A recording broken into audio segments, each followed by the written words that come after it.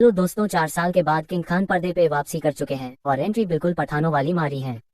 Perfect dialogues की पठान आया है और पटाखे भी साथ लाया है। परफेक्ट एक्शन का तड़का, परफेक्ट स्टोरी लाइन, सस्पेंस और माइंड ब्लोइंग वीएफएक्स।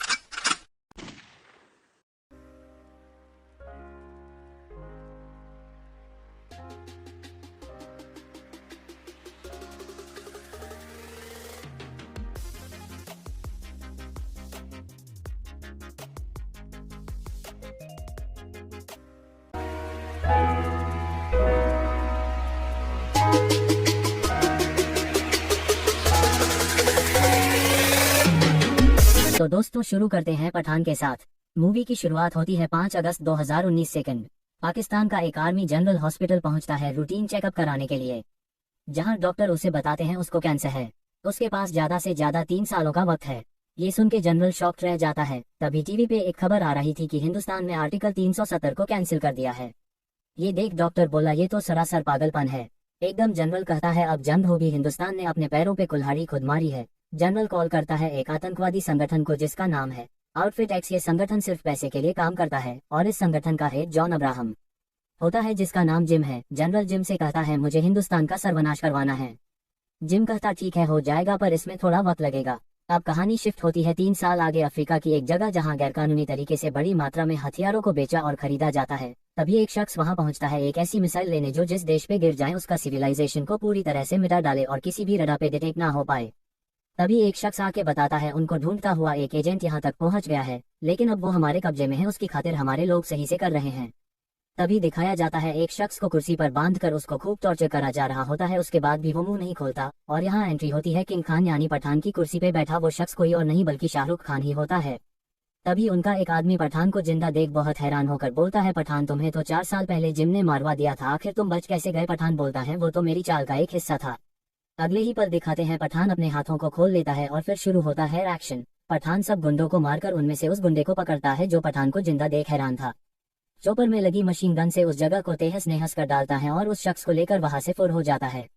जिसके बाद सीन शिफ्ट होता है दिल्ली में। यहाँ डिम्पल कबाड़िया उर्फ मैडम जो रॉकी हेड होती हैं। तभी उनके पास एक एजेंट आके बताता है सैटेलाइट के जरिए रुबेई की लोकेशन ट्रेस हो गई है और वो लोकेशन फ्रांस की है। मैडम फौरन चार्टर्ड प्लेन से फ्रांस के लिए रवाना हो जाती हैं। अगले सीन में प्लेन में बैठा एक एजेंट मैम से पूछता है क्या रुबेई का वास्ता पठान से है? मैंने उनके कई किस्से सुने हैं, उनका का नाम आते ही लोग उनके बारे में बात करने में कतराने लगते हैं। तभी मैडम बोलती हैं आखिर तुम पठान के बारे में जानते ही क्या हो? एजेंट बोलता है क्या मैं जान सकता हूँ उनके बारे में? आखिर क्या ऐसी बातें हैं जो लोग कहने से बचने लगते हैं? थोड़ी देर के लिए मैडम चुप हो जाती है और फिर बताने लगती है और कहानी फ्लैशबैक में चली जाती है, जहां म्यांमार में एक सीक्रेट मिशन में पठान ने अपनी जान पे खेल के एक परिवार को बचाया था और उस मिशन में पठान काफी जख्मी भी हो जाता है। इसके बाद पठान को दिल्ली की एक सीक्रेट हॉस्पिटैलिटी में रखा जाता है। कुछ वक्त गुजरने के बाद मैडम पठान से मिलने पहुंचती है और वो पठान को देखकर हैरान हो जाती है क्योंकि पठान ने खुद को रिकवर बहुत ही जल्दी कर लिया था। पठान एकदम फिट और अपने अगले मिशन के लिए तैयार होता है और उसके अगले मिशन का नाम है जोकर।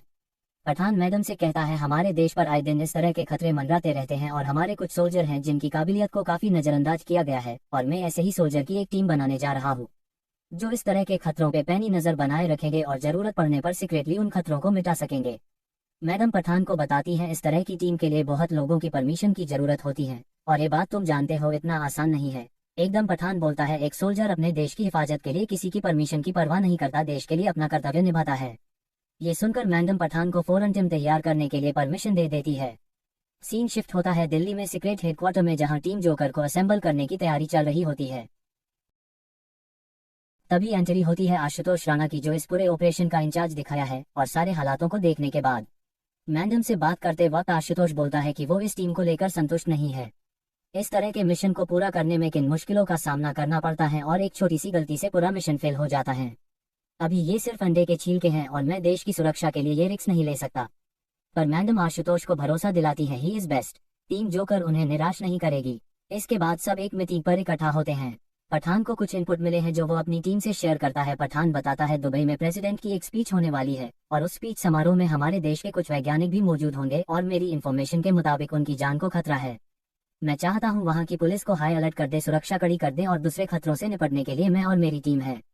सीन शिफ्ट होता है दुबई और दिखाते हैं दुबई की ऊंची ऊंची बिल्डिंग और उनकी खूबसूरती। इन सब के बाद हाई सिक्योरिटी में गुजरती प्रेसिडेंट और उन वैज्ञानिकों की गाड़ी, उनके पीछे पीछे पठान और उसकी टीम भी हर खतरों पे नजर बनाए हुए हैं। और तभी पठान को एक इनपुट मिलता है, आतंकवादियों का असली टारगेट साइंटिस्ट को मारना नहीं है बल्कि उनको किडनैप करना है।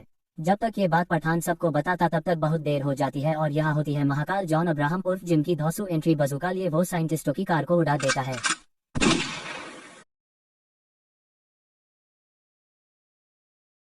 और कार पलट जाती है और तभी जॉन अब्राहम का फ्लैशबैक इंट्रो दिखाया जाता है। पहले जॉन एक रॉ एजेंट रह चुका है और रॉ की नजरों में वो एक मिशन में मारा जा चुका है, लेकिन जिस मिशन में उसके साथ ये हादसा हुआ उसी मिशन में उसकी बीवी और बच्चा भी मारे जाते हैं। इसके बाद वो फैसला करता है अपने देश के लिए नहीं बल्कि अपनी जेब भरने से मतलब रखेगा और बन जाता है एक ऐसा कॉन्ट्रैक्टर जो सिर्फ खुद के फायदे के लिए काम करता है, फिर चाहे किसी भी देश का नुकसान हो या फिर फायदा, उसे इन सब से कोई मतलब नहीं। और सीन वापस शिफ्ट होता है दुबई में। जॉन उन साइंटिस्ट्स को अपने चॉपर में डालकर वहां से निकलने ही वाला था, तभी दूसरे चॉपर से पठान वहां हीरो वाली एंट्री मारता है। फिर शुरू होता है 1-on-1 एक्शन, जबरदस्त लड़ाई के मूव, सीजीआई जो फिल्म में काफी अच्छी तरह से फिल्माए गए हैं। काफी लंबा एक्शन पठान और जिम के बीच में देखने को मिलता है। हालांकि इसमें जिम उन वैज्ञानिकों को वहां से ले जाने में कामयाब हो जाता है, लेकिन पठान फिर भी हार नहीं मानता और जिम को पकड़ने के लिए हर मुमकिन कोशिश करता है। और कुछ वक्त गुजर जाने के बाद पठान अपनी टीम से बात करता है और उससे पता चलता है कि जिम स्पेन में है। पठान और उसकी टीम तुरंत स्पेन के लिए रवाना हो जाती है और उसको अपनी टीम से रुबीना खान नाम की एक लड़की के बारे में पता चलता है, वो जिम के साथ अक्सर देखी गई है। जब पठान और उसकी टीम स्पेन पहुंचती है तभी पठान की नजर उस लड़की पे जाती है और वो लड़की कोई और नहीं रुबीना खान उर्फ रुबेई होती है।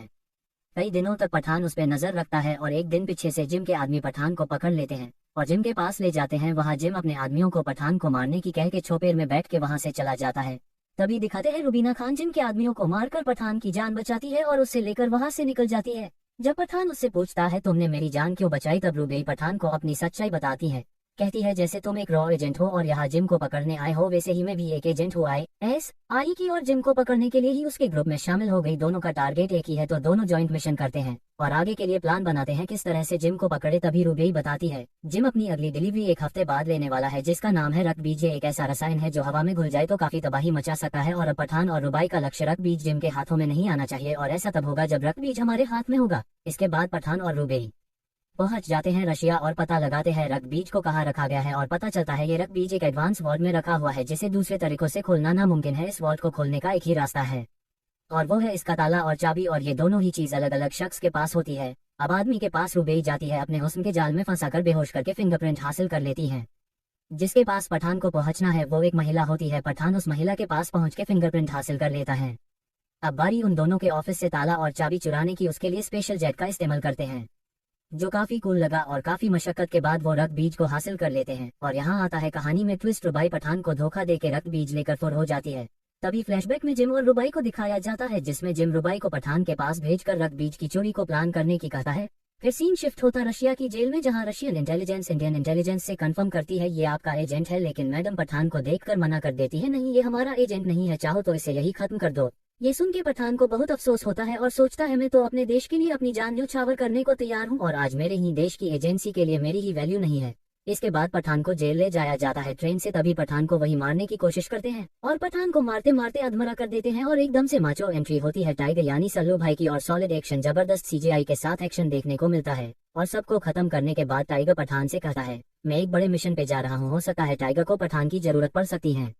इस सब के बाद दोनों एक एक पेन किलर खाते हैं और सीन शिफ्ट होता है दिल्ली जहां मैडम पठान के पास मदद के लिए पहुंच जाती है। मेम रुबाई के बारे में मिली जानकारी के बारे में बता देती है कि वो फ्रांस में है। पठान को रुबाई पे पहले से गुस्सा था तो पठान पहुंच जाता है फ्रांस रुबाई तक और गन पॉइंट पे लेके रुबाई से पूछता है ऐसा क्यों किया तुमने। तब रुबाई अपने किए पे पछताती है और कहती है उसे नहीं मालूम था जिम रक्त बीज को एक वायरस के रूप में इस्तेमाल करेगा जिससे कई मासूम लोग मारे जाएंगे। उसका कन्फेशन सुन के पठान और रुबाई फिर से टीम अप कर लेते हैं और कहानी फ्लैशबैक में चली जाती है जहाँ पठान को अफगानिस्तान के एक मिशन पे भेजा जाता है जहां एक आतंकवादी के फोन में जीपीएस सेंसर को लगाना होता है ताकि मिसाइल जीपीएस को ट्रैक करके टारगेट करे। आतंकवादी जहां भी अपने फोन के साथ मौजूद होगा मिसाइल लोकेट करके वहीं टारगेट करेगी। ये सब होने के बाद फाइनली आधा घंटे में मिसाइल उस जगह को उड़ा देगी। तभी पठान को पता चलता है कि जिस शख्स के फोन में जीपीएस सेंसर लगाया गया है वो शख्स कोई आतंकवादी नहीं है बल्कि वो सिर्फ एक स्कूल टीचर है। फौरन पठान उस जगह को खाली करवाता है। 10 मिनट में मिसाइल उस जगह को तहस नहस कर देंगी। पठान जल्दी से उस शख्स का फोन लेके हवा में उछाल देता है और मिसाइल हवा में ही फोन से टकरा जाती है और इस सब में पठान को काफी चोट आती है और वो अगले 3 महीनों तक बेहोश अफगानिस्तान में था। और जिस फैमिली को पठान ने बचाया होता है वो फैमिली उसकी केयर करती है और जब पठान को होश आता है तब वो लोग पठान से बोलते हैं, तू हमारा बेटा है पठान, लाइफ में कभी भी हमारी जरूरत हो तो याद कर लेना। बाद सीन शिफ्ट होता है रशिया में, जहां एक लैब में जिम जिस वायरस को बनवा रहा था वो अब रेडी हो चुका है। वो साइंटिस्ट एक बार जिम से पूछते हैं, क्या ये तुम सच में करना चाहते हो, क्योंकि ऐसा करने से कई मासूमों की जान चली जाएगी। जिम को उससे कोई मतलब नहीं होता है, उससे तो बस पैसे से मतलब है। तभी एंट्री होती है पठान और रुबाई की और एक्शन शुरू हो जाता है। बर्फ में बाइक से काफी लंबी चेस होती है, गन वॉर होती है और आखिरी में जिम के पास जो 2 ऑर्ग होते हैं जिनमें वायरस होता है वो एक पठान के पास पहुंच जाता है और सीन शिफ्ट होता है दिल्ली एक लैब में, जहां पठान इस ऑर्ग को ओपन करके वायरस को डिस्क्लोज करने की कोशिश करता है और जब ऑर्ग को ओपन करते हैं उसमें से सिर्फ और सिर्फ पानी निकलता है और तभी जिम वीडियो कॉल करता है, पठान को बताता है ऑर्ग में वायरस 3 लेयर में था। फर्स्ट लेयर क्रैक करते ही नैनो पार्टिकल्स में वायरस वहां के एनवायरमेंट में फैल गया, दूसरी लेयर के खुलते ही उसमें एक एयर वैक्यूम था जो इसके खुलते ही इसे दूर तक फैलाता है, तीसरी लेयर में सिर्फ और सिर्फ पानी था ताकि जब तुम लोग मर रहे हो तो मुझे शुक्रिया बोल के ये पानी पी लो। उस लैब में मैडम भी शामिल थी। अब वो वायरस धीरे धीरे उनकी बॉडी पे असर दिखाना शुरू करता है। रक्त बीज से निकले इस वायरस का असली नाम था स्मॉल पॉक्स। हालांकि पहले भी ये बीमारी फैल चुकी थी और लाखों करोड़ लोगों को अपनी चपेट में लेकर मौत की नींद सुला दिया था। हालांकि अब इस वायरस का इलाज है हर देश के पास, लेकिन जिम ने उन साइंटिस्टों के जरिए ये वायरस इतना एडवांस कर दिया है कि जहां ये हवा में धुल जाए तो 3 घंटे के अंदर इंसान को मौत की नींद सुला दे। ये सब होने के बाद मैडम बोलती है, ये वायरस अभी सिर्फ इस लैब तक फैला है, बाहर नहीं गया। मैडम और वो साइंटिस्ट अपने देश के खातिर खुद को कुर्बान कर लेते हैं और वायरस को लैब से बाहर नहीं जाने देते। अब यहाँ से स्टोरी शिफ्ट होके पहुंचती प्रेजेंट टाइम में। शुरू में जिस शख्स को पठान पकड़ के लाया था अब उसे टॉर्चर करके पठान उससे पूछता है, बता जिम ये वायरस वाली मिसाइल कौन से देश पे कौन सी जगह से लॉन्च करने वाला है।